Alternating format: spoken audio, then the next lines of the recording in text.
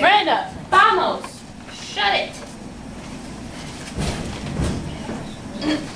Okay.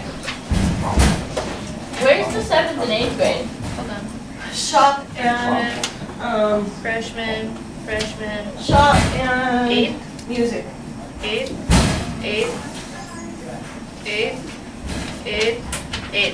There you go. Shop and where? Music. Can I go give these to them? No? Please. I said but please. Ask your teacher, not me. Oh, teacher? You can, but you'll be late. What even is this? Jive. What? What's late? Not being on time to class? They're handing out their conscription notices.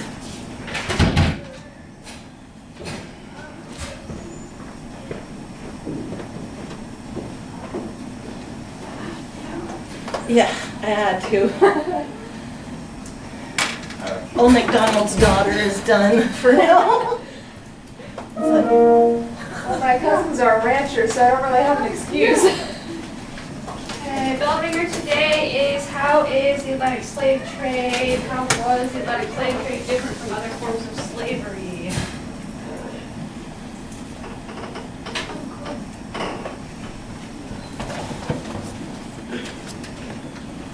Figured it out.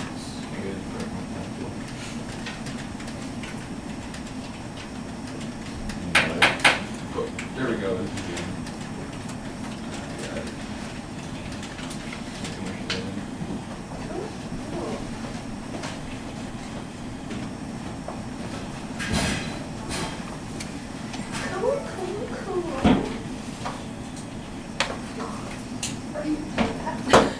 Well, I just found out that when we bought all the concession stuff for our dance, it wasn't actually taken out of the senior fund, so we're just giving it all to the school because it came out of school money. Oh, So we don't have to worry about moving it, Good. we don't I have heard to worry about that. losing money, Yeah. because Patty asked me if it was gonna be a problem, Okay, and I just wanted to make sure that we weren't losing out. yeah. So volleyball girls gonna use it? Yeah, Sweet. yeah, volleyball's gonna use all of the concession stuff that we have down there, and the money just came out of school funds. That works, I guess. Ryan, did you get drink order all done with Patty? Yep. Okay. I think How was the Atlantic Okay. slave trade different from other forms of slavery in history?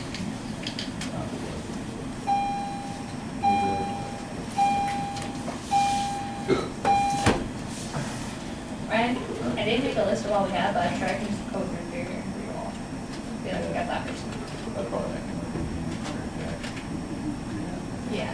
because a lot of kids are like, Jack writes it on one page, I'm like, Yeah, but you know I what? need the paper. Jack just signed up on them. He didn't bother to give him a notice or anything. Okay, sweet, because we got the notices out. And if most you- of them, these are the ones we have left. but- You actually drafted them. And we Isn't that right, Miss Carlson? Didn't you? They drafted them. They gave them a notice. Jack just went I around and had have- him sign a paper. A few more we have to give out, but I don't know where the kids are. Oh, so Jack didn't come up with conscription notices? No. Where is Jack? He's not here today.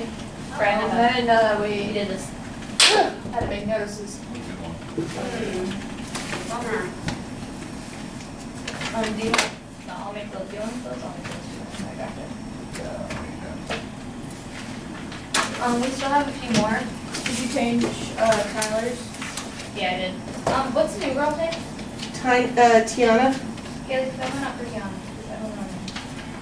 I don't know. What's her number? 0086. Sounds like a good number to me. Kiana. Ian. What's her her last name? About 60 seconds for this. What's her last name, number? Baum. B-A-U-M. At Mrs. Felstead's. Yeah. Okay, so I do that to Tiana. Because now she's drafted also. Huh? I'm not really sure right now. She is a sophomore. Yes, she's in Strong's room right now. Mhm. I saw her, that's why I wanted to draft her.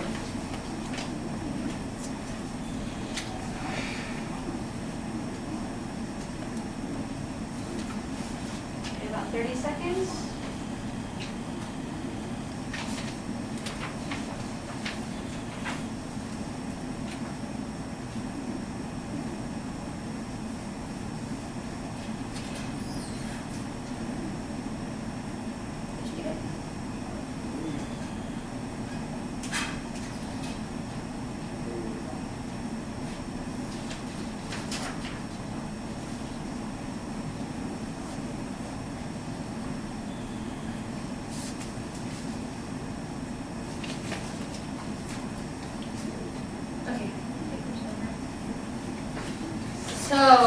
been racking my brain.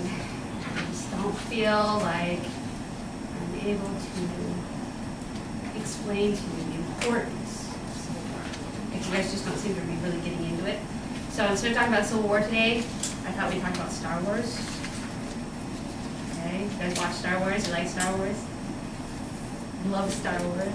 Particularly episodes 1, 2, and 3, which was like the fall of the Republic and the rise of the Empire. Yeah? Okay, so let's talk about the Empire. Right? What kind of government was that? Who was running it? Come on, you know. Huh? No. The Empire. Who was running the Empire? Oh, this is the one person. Yeah? Senator Palpatine, right? Dictatorship. Yeah, it's dictatorship, right? Okay. What historical thing was this based off? Can you guys think of? You guys have taken ancient history? You did too. When? This is the word's gonna start smacking. When did we take subject. ancient history? Oh my freaking. I've had world, government, a lot of What do you think world is? ancient. It's Greece and Rome and all Go those. ahead, I'll shut the door. Oh, We didn't really my do that brains stuff. are We did gonna- like the gods and then we moved on.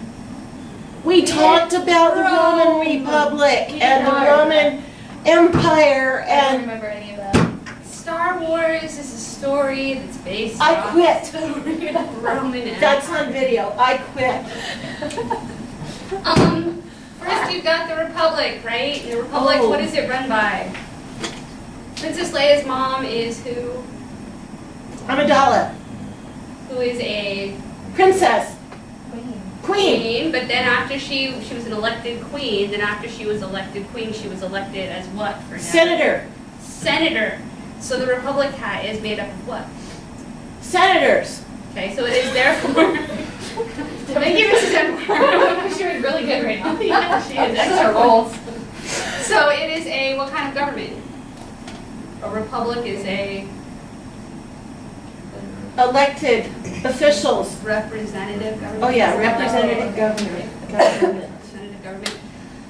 And then bad things happen, and some very charismatic person comes in, right? Julius Caesar. Or in the case of Star Wars, Darth Vader. Darth Vader's dad, mentor is Senator Palpatine, also known as Darth Sidious, yes. Oh yeah. Yeah, okay. And in the case of the United States during the Civil War, from the Confederate perspective, who was elected? Jefferson Davis. Lincoln. Lincoln. Up here on a quote I have, okay, so a quote up here. It says, "Sic semper tyrannis." Who is John Wilkes Booth? He was the guy that shot. Yes, and it's what he shouted. He was an actor. He shot Lincoln in the head, and he jumped off the balcony and on his stage. And he said, "Sic semper tyrannis." Death to the king. Death to all tyrants, or the death to the king, which is also in Shakespeare's Julius Caesar, because when they stabbed Caesar, what did they say? Sic semper tyrannis, because Julius Caesar became emperor of Rome, right? First Dictator dictator. for life. Yeah. Okay, do you guys see a little theme going on here? Yes. Okay, have you guys watched Firefly? Also one of the greatest. You love Firefly. Yeah, I know, it's great. Yeah. What? TV show. I want to marry Malcolm Reynolds. Not. Get in line, sweetie. I tried to talk my kids into naming one of their sons Malcolm. John shot me down on that one, so we went with Quinn instead. Anyway, so Captain Malcolm Reynolds, awesome. Firefly, awesome. Movie Serenity, awesome. I was thinking about showing you guys the intro to Serenity. The whole, Jake, you've seen it. What is the story? What is the premise of the show? Well, basically the characters of the show are outlaws from the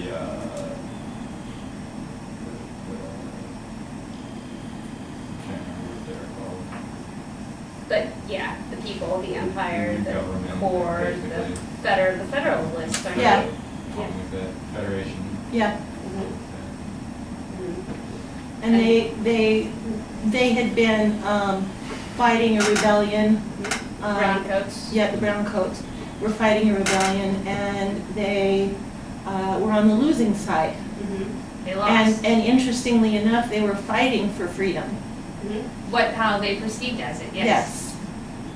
And then once the Federation overcame them, they had to lay low for a while, and they began running trade. Yeah, they were smugglers, Yeah. outlaws. But Because- on the outskirts of the universe, which would be like running trade in the West, or, you know, they had to get away from attention. You guys following all that? You see the parallels here between the stories and what actually happened in history, both in Rome and in the United States at the time? Like, you can draw those sort of, that narrative, that story, metaphor, yeah? Okay, now think about this with OMLOS, okay, because you guys are not getting away with not doing that. We're going to have a discussion tomorrow, and you guys can either choose to read it on your own tonight, or we can do a read around at lunch club tomorrow. You guys can't participate in the discussion tomorrow. And the prompt, and you might want to take your paper out and write this down. While you're reading, I know you guys do close reading in English, and you think about like certain questions, and while you're reading, you need to mark certain spots that you see that fits with the prompt. I want you guys to think about how liberty and rights and opportunity, how liberty, rights, and opportunity, how they can come up against each other, how they can be conflicting.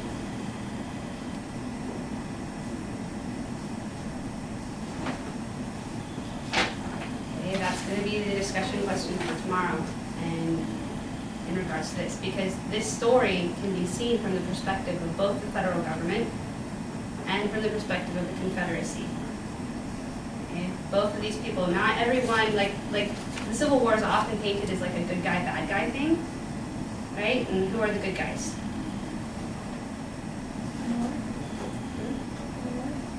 The North. The Union, and because they won, right? We won. But there's also this undercurrent of like, I characterized it as like romanticism. There's this undercurrent of romanticism. If you grow up in the South, or even here in Alaska, actually, even though we're North, we have a lot of the same attitudes and stuff. But we like to be in charge of ourselves, popular sovereignty. We want to tell the federal government what we're going to do with our fishing game, with our fish, right? And how we're going to manage our resources. We don't want the federal government telling us that we can't drill in anymore. That upsets people here, right? We don't want the federal government saying that they can't dig over in Pebble. We want to decide about that. We don't want the EPA coming in and making those decisions, right? That's sort of the attitude. So there's this like romanticism, this attitude of like, we love the outlaw, we love the rebel. But at the same time, those rebels, even though they perceive themselves as fighting for their own freedom, those rebels were slave owners. A lot of them were, the ones that were in power. And the federal government, even though the ones in power were more interested in keeping control, people in the North were like, you guys are slave owners, you guys are perpetrating an evil. We can't tolerate that. We won't be in the same country as people who are perpetrating evil. So think about that in terms of the story of Omas. Okay? Close reading tactics, your tools are going to be a highlighter, and a pen, look at it, highlight it, underline it, mark it up. That's your sheet to mark things up with, right? Write down questions particularly that you have. Yes? Okay. So your objective today is to be able to explain the three main causes of the Civil War. Okay, this is the big one. This is what's going to be on your unit test. This is what's going to be on your AccuPlacers. This is what's going to be on in any college class, history class that you take. You have to know this. This is extremely important. Okay. Yes. So you're going to be marking it down on your exit ticket. You guys have your exit ticket in front of you. Okay. You're going to be following along. We're going to have a little video. It's actually kind of a long video, but we'll break it up a little bit. And you guys will be writing your notes down. Okay. So this little clip here is from episode 3.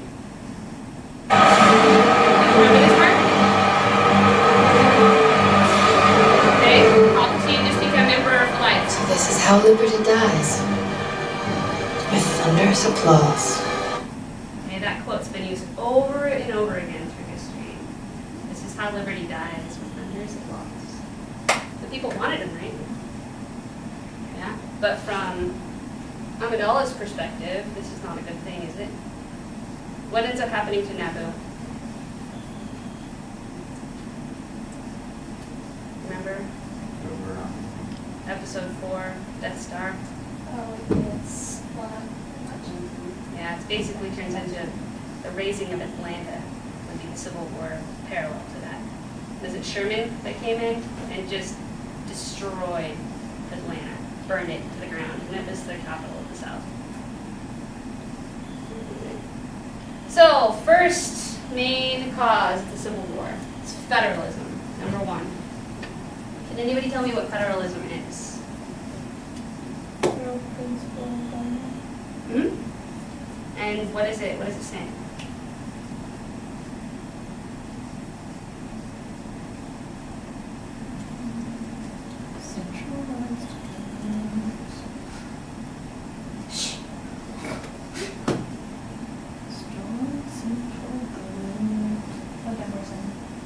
Miranda, can you tell me? As opposed to what? Exactly, exactly. So who at the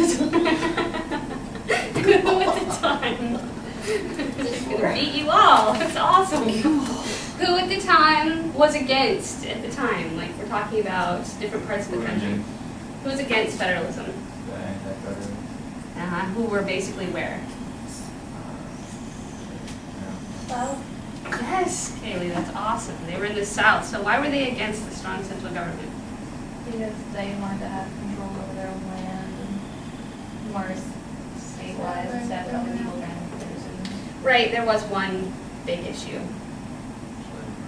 Yes, yes. I mean, I'm sorry, the historians are really trying to dance around the issue and pretend like slavery was kind of a side thing, but no, it's the central thing.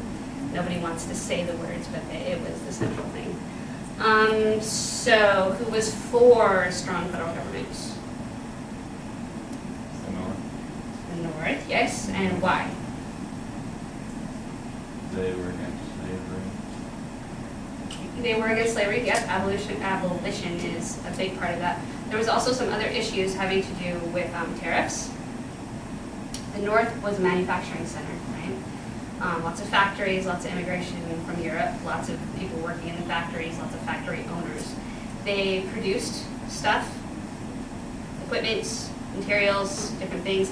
They wanted the rest of the country to buy from them. They did not want the rest of the country to import things from Europe. So they pushed the North, who had most of the population, pushed for trade tariffs. So that if you imported, plows from Europe, you had to pay a huge tariff, which equalized the prices, right? So the northern goods were competitive. And this is an issue that goes on today with China. Like we want, United States manufacturers, like even say Extra Tufts, wanted trade tariffs against stuff in China. So like Bogs, which are made in China, are Extra Tufts are competitive with Bogs, so they're not. And they're made in China now. I know. This is what happens when tariffs fail, or tariffs get done away with, is that, things get outsourced. Right, so the South, and what was the South producing? They were not a manufacturing center. What did they Cash do? crop. Cash crops. Who bought the cash crops? To some extent. Mostly actually Europe. They exported most of their cash crops because there wasn't a lot of uber rich in the North. We're talking about poor immigrants that lived out there. The people that could afford to buy cotton and sugar and tobacco and coffee were the richy riches over in Europe.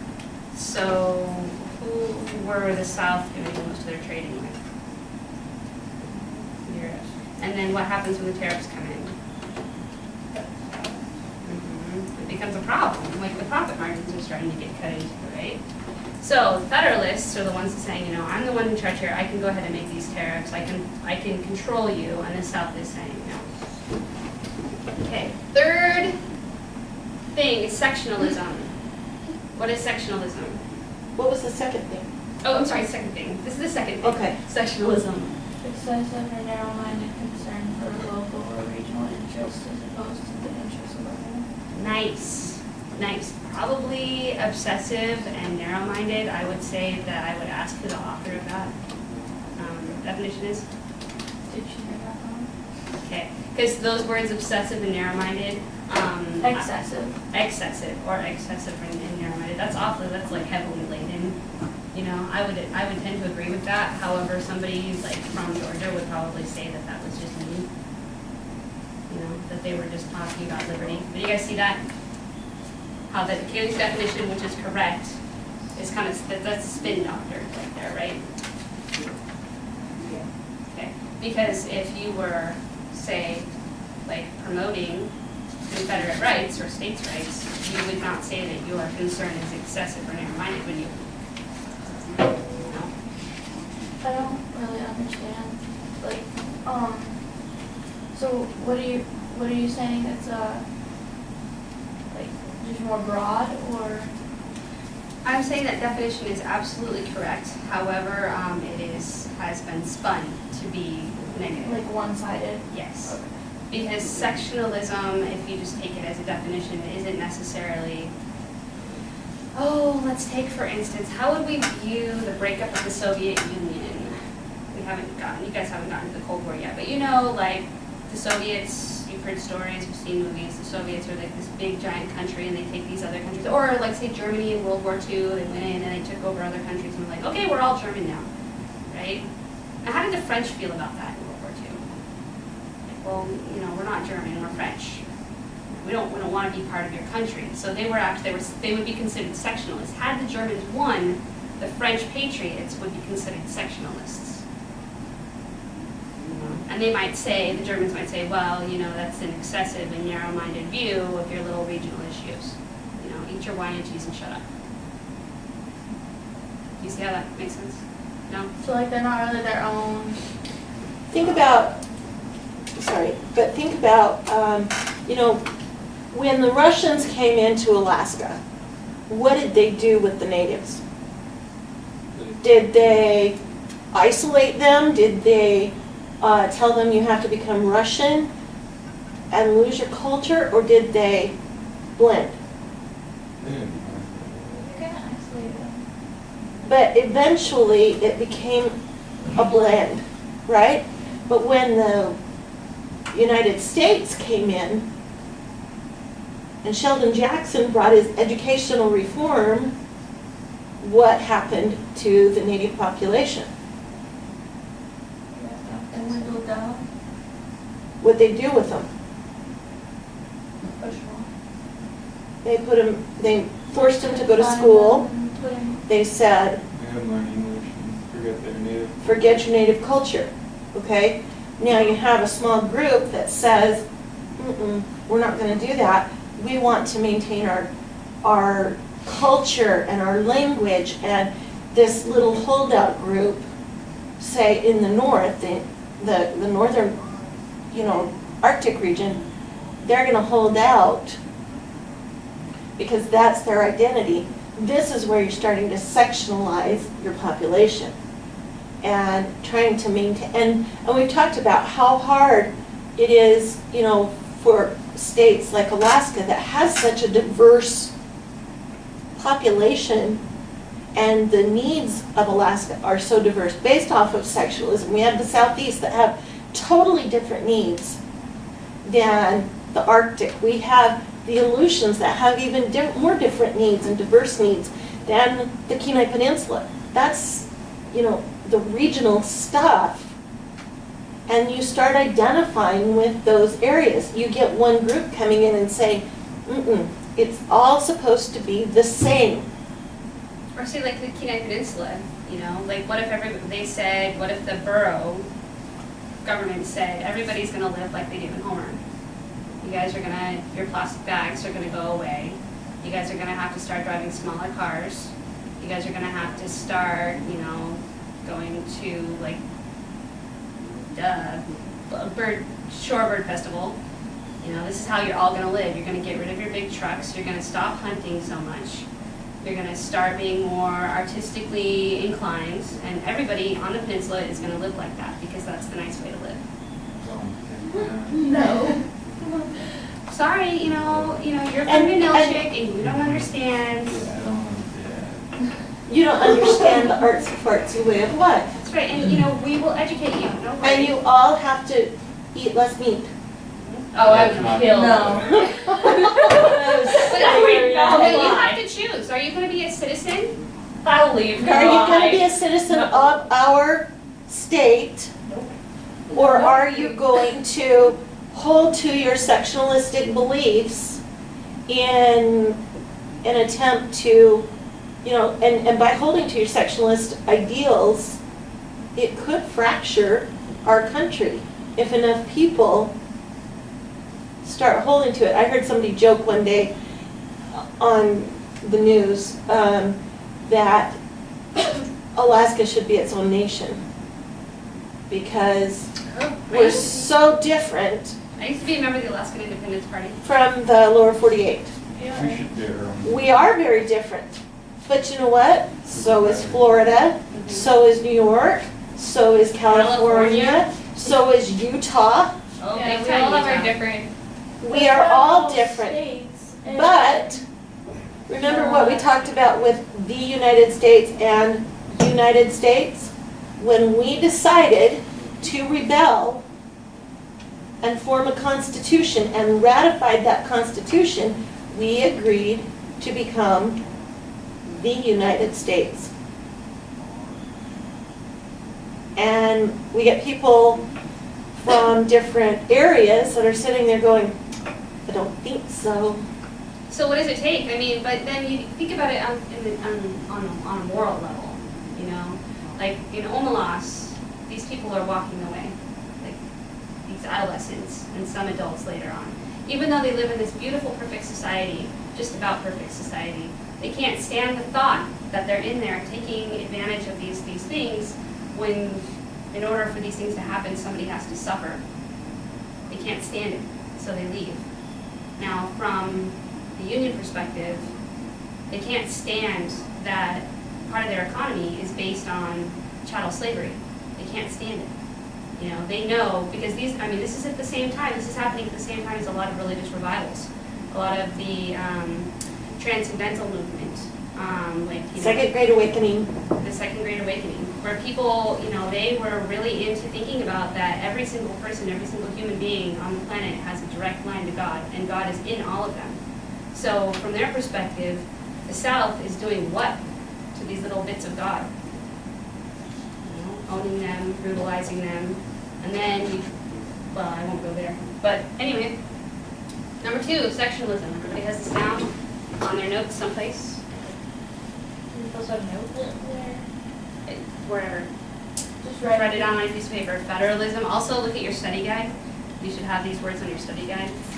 Federalism, sectionalism. Number 3, the expansion of slavery into the West. You guys have already done westward expansion, also known as a balance of power problem. So we have in our country a bicameral legislation.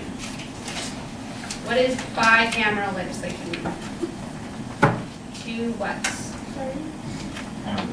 Two houses. And those houses are what? House of Representatives and Congress. Senate. The Senate. Together they are known as the Congress, which is our legislative body, right? Now, why was the Great Compromise, capital T, capital G, capital C, the Great Compromise made? The North had all the population. The South had Remember, this is the Virginia plan and the New Jersey plan that we talked about. They're not remembering. I failed. They failed.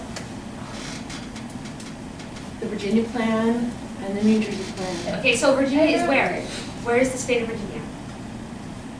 on the edge. South, Uh-huh. And where is New Jersey? Upward. north. Uh-huh. And New Are they- Jersey's, huh? They're relatively close to each other though. You do that. It doesn't matter, Mason-Dixon the line, proximity. by the way. But one's considered the north and one's considered the south just because It's because it only takes like 20 minutes to drive from one to the other, but that's a big distance for them. Washington DC is right there. It's a long walk. It borders Maryland and Virginia, and Yeah. Maryland was considered a northern state, and Virginia is considered a southern state. That's the dividing line. The Mason-Dixon line. Somebody came along and said, this is where we're gonna draw the What line. was the name, Mason-Dixon? Actually, It it was was two guys. the two guys, Oh. and they formed legislation.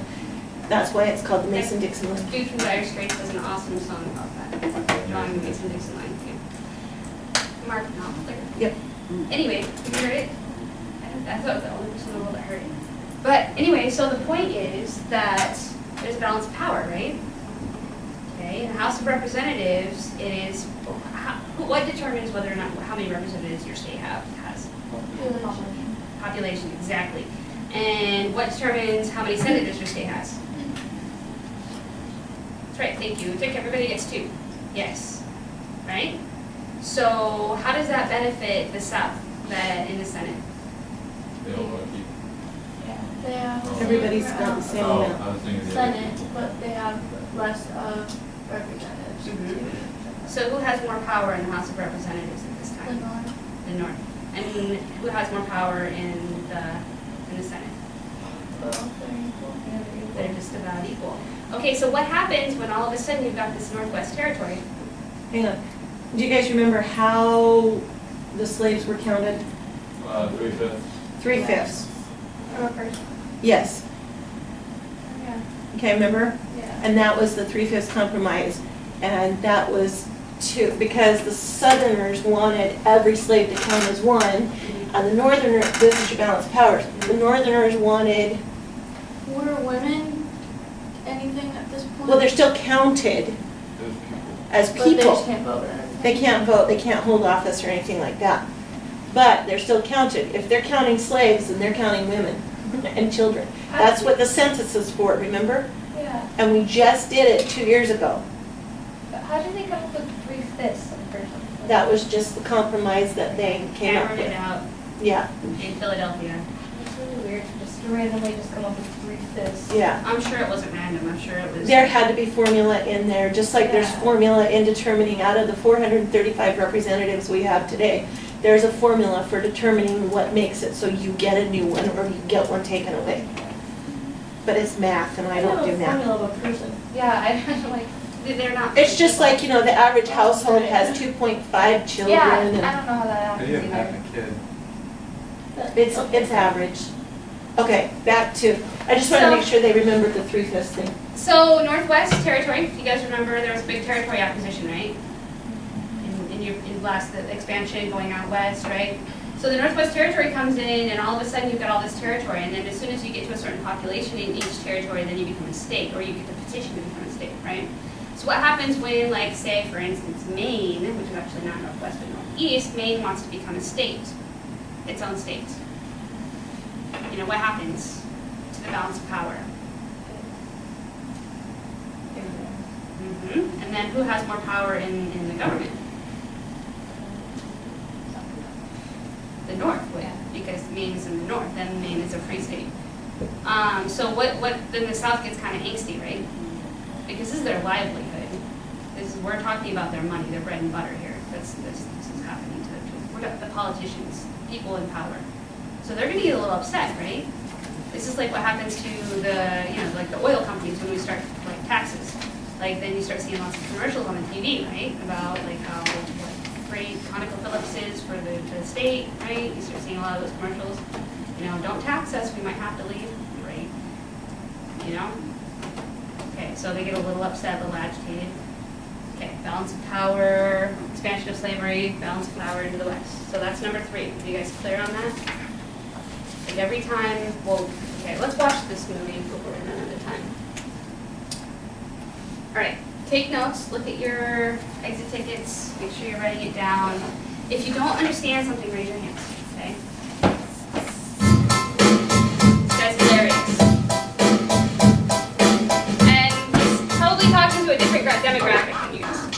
Hey guys, welcome to Hip Hughes History. In the next 15 to 20 minutes, we're going to try to tackle one of the biggest questions there is out there in an American history course, namely, why did the American Civil War happen? What was going on back then? Big topic and big, broad thematic answers for you in the next, like I said, about 20 minutes. So if you're maybe in an intro to an American history course, you're in a high school course, you're cramming for the exam, this probably would be a good lecture for you, or you're just crazy on the internet and you watch weird videos. But if you're doing any type of serious kind of research, historian type of stuff, what do you do when watching me? Do some serious research. So let me go grab maybe 4 or 5 sacks that I have over in the corner of my room, and we'll open them up and maybe we'll learn something. Let's go find out. Giddy up.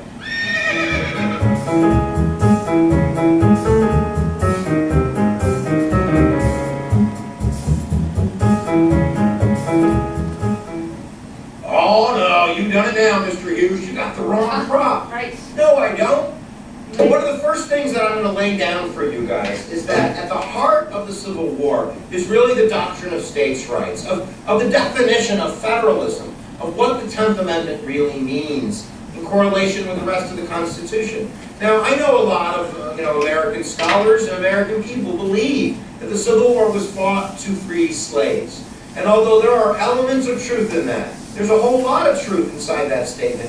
It is fundamentally not the major cause of the Civil War. It might be the end result, but the Civil War, more than anything, is fought over the 10th Amendment.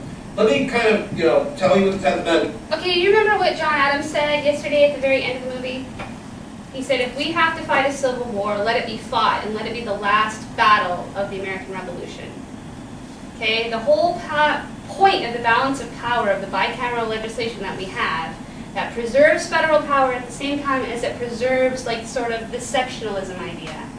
The reason why that all came up was because of slavery, all the way back in the Revolutionary time. Okay, so this is 100 years later, they're still fighting over this issue. Well, because we talked about, too, that when Thomas Jefferson was writing the Declaration of Independence, it originally said life, liberty, and the pursuit of property, that everybody had the right to those things. And why did they throw out property? Do you guys remember? Because it was a slavery issue, and they wanted to get this country going. So they decided, John Adams included, that it was going to have to be something put on the back burner just to get things going. Okay? It is, and then we'll go right into kind of an early example in the early 19th century of this in action. The 10th Amendment is part of the Bill of Rights, the first 10 amendments, and what it states is that all power that's not delegated to the federal government, all power in the Constitution that is not given to the central government's authority, is reserved for the states.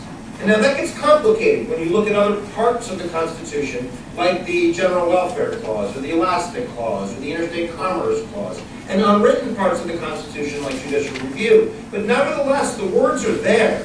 And when you take an issue like slavery, or we're going to look at the national bank, or maybe today gay marriage, things that are not clearly defined in the Constitution, health insurance, then is it just the state's domain, or can other parts of the Constitution expand federal power? Well, at the heart of the matter, this is settled, not settled, but brought up early on under John Adams' administration. John Adams is a strong federalist. I would say his middle name is Schwarzenegger. Yeah, baby. And he believes in federal power.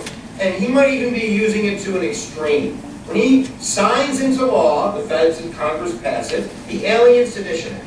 And this law, early in the 1800s, basically kind of set immigration policy that was very formulated to really benefit the Federalist Party. Didn't clamp down on French immigration, which was a Democratic Republican kind of stronghold country. And the sedition part made it really illegal to print things in the newspaper that couldn't provably be true. And this led to the arrest of some, anti-Fed Democratic Republican publishers. And it was seen really as the beginning of federal tyranny, as a law that proved that this is the federal government, like, the Great Britain taking control and stomping out on liberty. Look, liberty! Ah! So the response from the southern states, and now we're getting closer to the Civil War concept, was the Kentucky-Virginia resolutions. And in the Kentucky-Virginia resolutions, they come up with the concept of nullification. And what nullification basically means is no! No!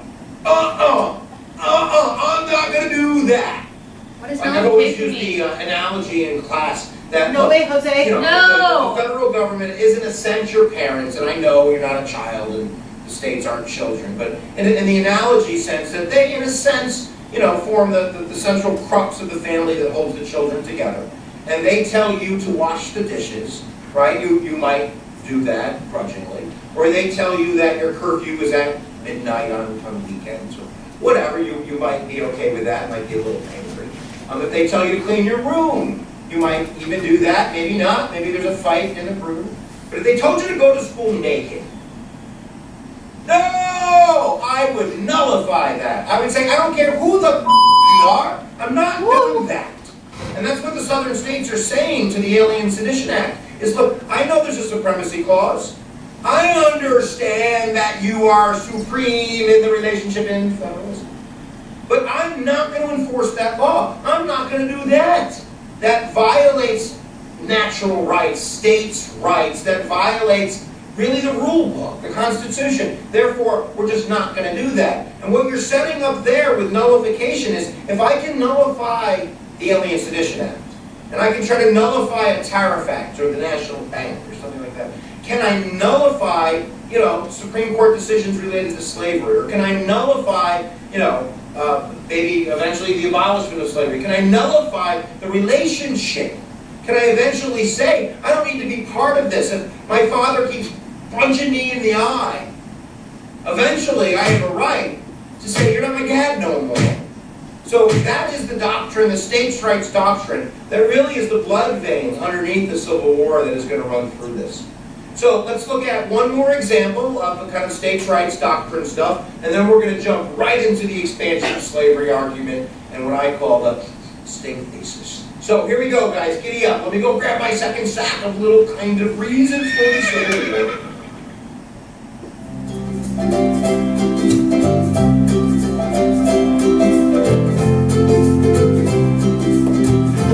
Hey, I got another one for you. Andrew Jackson. I think that really this is a great example, if you look at 1832, a really kind of like a mini almost civil war that shows you that the issue of slavery really wasn't even on the table. Now look at, there are abolitionists, and we're going to get to this more in a second. There is, you know, Harriet Tubman, and there is Frederick Douglass, and William Lloyd Garrison, and Nat Turner, and John Brown, and there's all of these cast of characters that really fight hard to abolish slavery, violently sometimes. But that's not the government. That's not the president, that's not the Senate, and that's not Congress. So when we're talking about like why the nation's going to break up, we'll talk about that cast of characters and how abolitionists are going to play their part. But they're outside the building of power. The building of power is Congress and the White House, where they're formulating laws and Supreme Court decisions. And in that vortex of power comes the Tariff Act of 1832. And basically a tariff, this is another thing that separates Democratic Republicans from Federalists, is a tax on imports. And basically the concept is that the Northern Federalists enjoyed tariffs and like passing tariffs because it insulated their American business industry in the Northeast from foreign competition.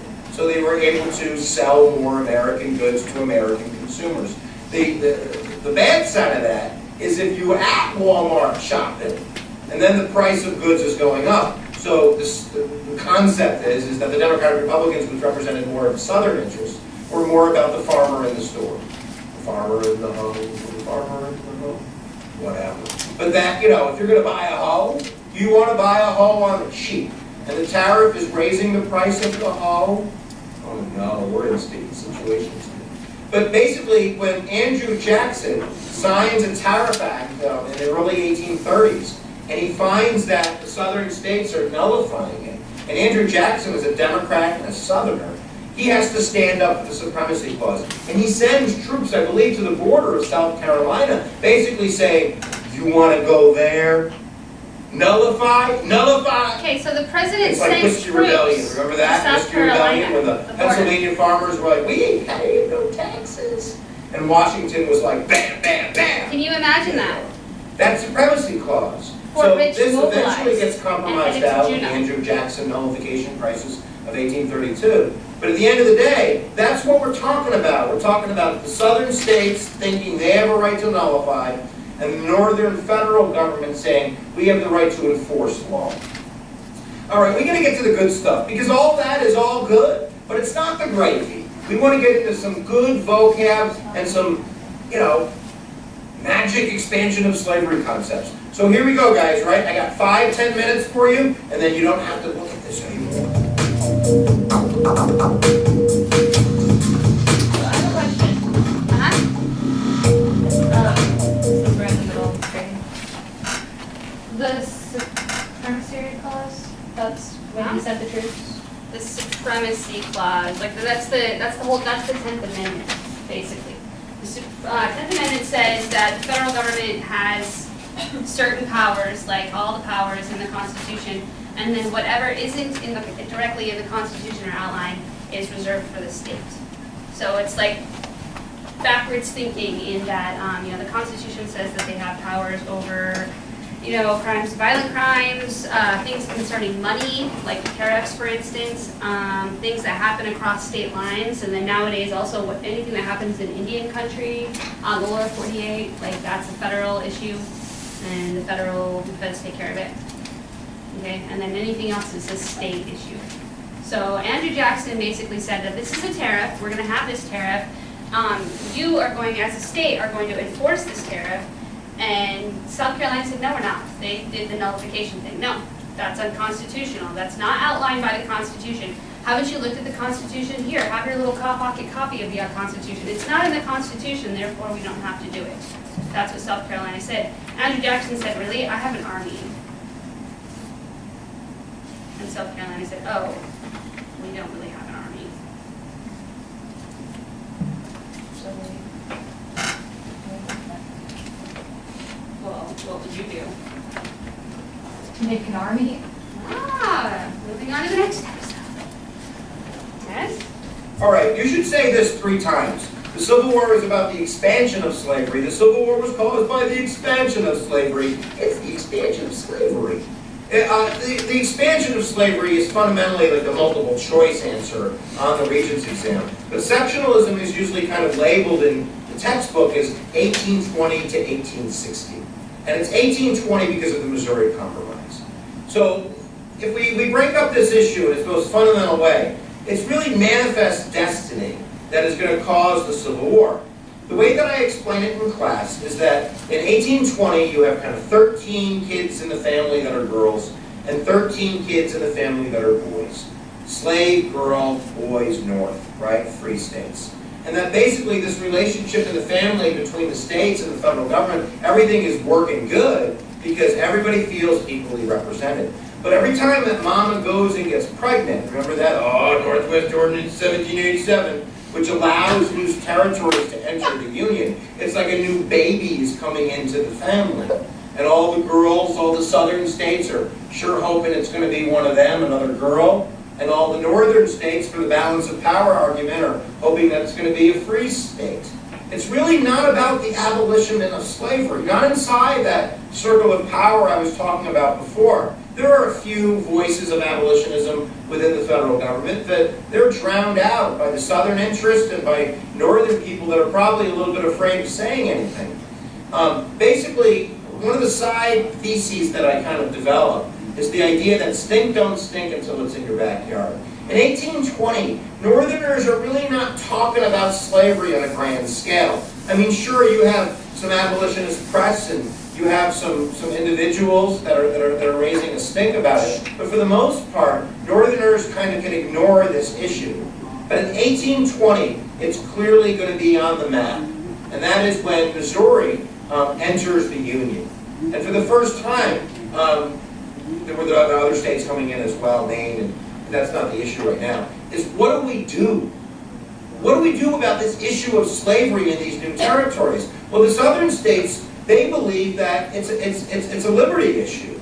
Liberty being to have slaves, but they believe that the federal government doesn't have the power to prohibit slavery in these new territories. And they want slavery because they want to expand their land. They want to bring slaves with them all across the land in order to make a profit. Now, the northern government, I wish that they were against it for abolitionist reasons, but they're really free labor. They're for immigrants, and northern immigrants especially, Homestead Act, going out west and settling the land. And how can they do that if they're competing with free labor, with slaves? Remember, Abraham Lincoln was a member of the Free Soil Party. And I know it feels abolitionist, but it's really not. Not in the sense of freeing all of the slaves.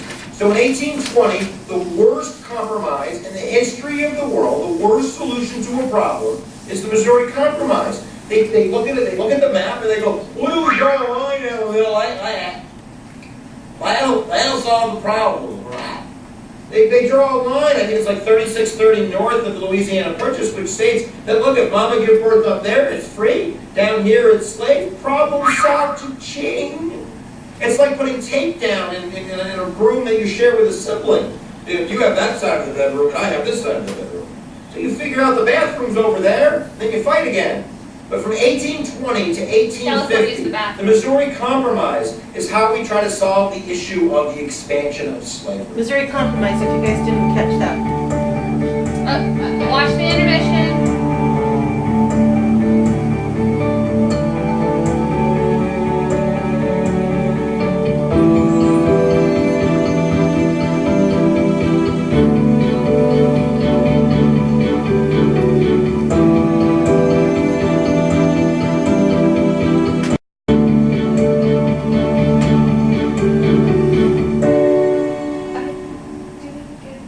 In 1850, we have kind of the fruits of the Mexican War.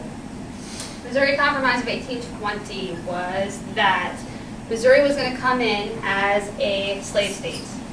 One of the reasons why Missouri wanted to be a slave state is because they had all of that bountiful, fertile, agricultural land. So what could be produced in Missouri? Cash crops. Cash crops could be produced in Missouri. Therefore, they needed what to produce them at a profit? Slaves. Therefore, popular sovereignty, which is the people, the territory in the territory of Missouri, wanted Missouri to be a free state or a slave state? Slave state. Federal government said, okay, we will let you guys in Missouri be a slave state, but from now on, we're going to draw a line. What did they say, the 32nd parallel? 30, yeah, something like that. Okay, so we're going to draw a line right along this parallel, and anybody who comes in below that can be a slave state. Anybody that comes in above that is going to be a northern state. Which is why Texas was able to come in as a slave state. Right, but then California, we're going to get to California, but keep in mind, what do they do in California, aside from serve? Like what happens, like Napa Valley? It's agricultural. It's an agricultural state, okay? So what do you need to produce cash crops at a profit? Okay. Are coming into the Union, the Southwest states, and the big boy, which is California, and suddenly the Missouri Compromise isn't really working out. So we have to come to the drawing board again. And in 1850, remember, we started in 1820, 1850, we have 10 years Here's left. the line. They come up in Congress with this deal, the Compromise of California crosses the 1850, line. which allows California to come in as a free state. Northern California is But built now, up you with know, what? the South wants something in return. Loggers and gold miners. So they get the They want Fugitive slaves? Slave Act. And now I'm going to go back to my sting thesis, because What this happens more if a than company can anything employ is going slaves to bring to the mine issue gold of or to mine? abolitionism into the North, or I should say the issue of slavery into the North. Because what the Fugitive Slave Act did, which is it basically said that the Southerners had a right to reclaim their property in the North, escape slaves, and that if you were complicit in hiding slaves, that you were complicit in a crime. Therefore, you're basically telling all Northerners to be complicit with slavery. That stinks! So what I'm going to argue here is that it's not inside the power of government where people are talking about the issue of slavery as a moral or ethical issue, but certainly around that dome with the Fugitive Slave Act, we have Northern abolitionists growing. We have movements growing. The John Brown clan is growing. We're gonna talk The about John idea Brown of some kind of action is growing. And when there's smoke, most people think there is fire. And Southerners can certainly see the smoke of abolitionism. So the other concept as part of 1850 is what do we do next? right? We have California as a free state, and we have the Fugitive Slave Act on the books. No wonder the Underground Railroad needs to go to Canada, but we come up with the concept of popular sovereignty. This is the constitutional mechanism to solve the issue. Not constitutional, but the congressional law way. That we will just let the people of the new territories, of the new states, vote. And this is democracy. We'll let democracy play itself out. And that will solve the problem. And again, we kind of have the federal government kind of doing this. Kind of really not dealing with the issue of slavery or the expansion of slavery in a concrete way, but trying to compromise and put little band-aids on what really is a national problem that is going to eventually spill over into the Civil War. So in 1854, we have kind of the first example of popular sovereignty with the Kansas-Nebraska Act, where we're going to vote in Kansas and Nebraska on slavery, in first Kansas.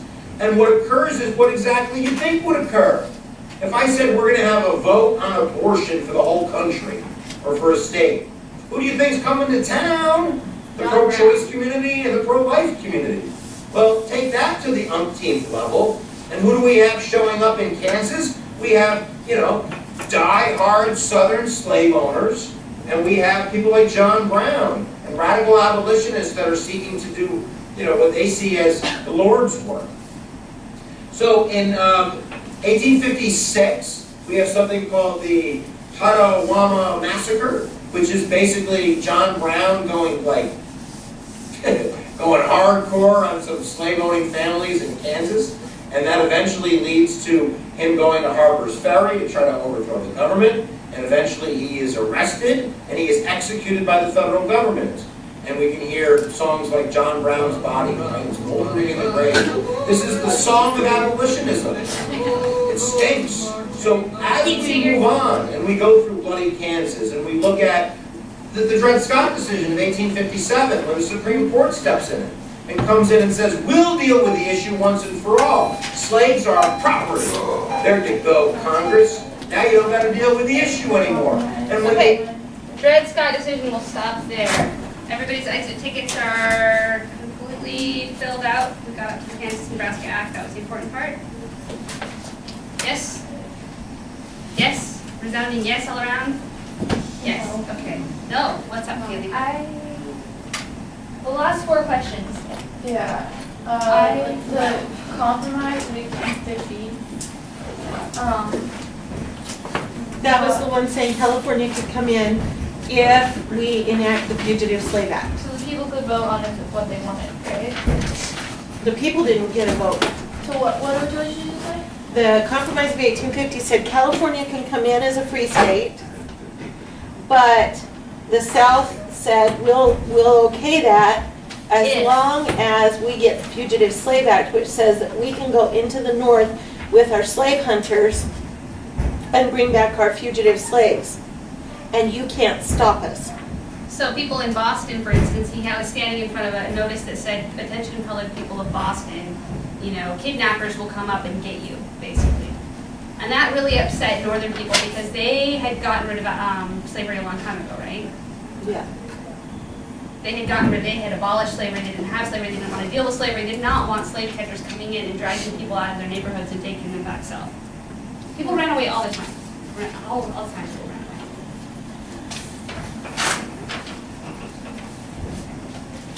Thank you guys for sitting through and letting me take up your break time.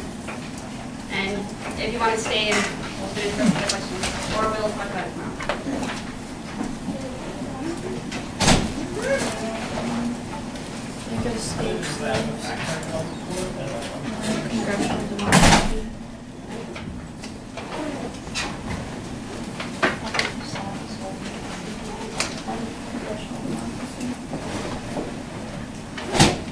Okay, what'd you get?